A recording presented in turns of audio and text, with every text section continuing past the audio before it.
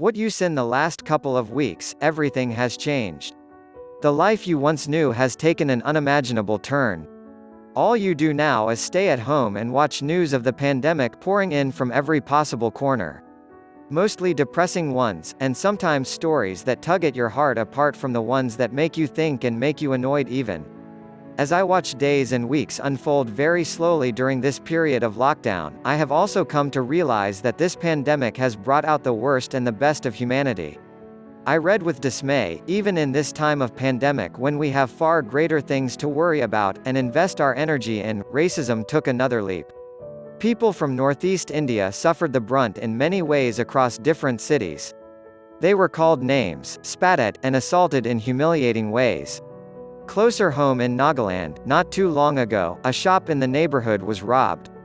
Around the same time, there were news of pigs being stolen, and their caretakers beaten in more than one place. Then I read with horror, stories of two doctors in two different places, who sacrificed the best of their lives looking after the sick, were denied a decent burial after they died of coronavirus.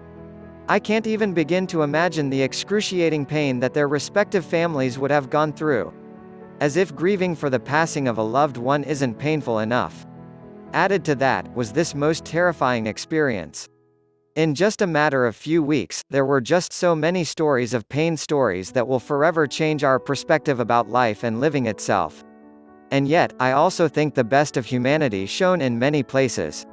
When house owners waived monthly rents of their tenants, when people shared their food with a fellow human being, when farmers in many villages who harvested the best of their vegetables freely shared with the urban dwellers, when people generously contributed money to help another patient undergo a much-needed surgery, when groups, individuals and communities walked the extra mile to make the life of another person better and easier in ways more than one.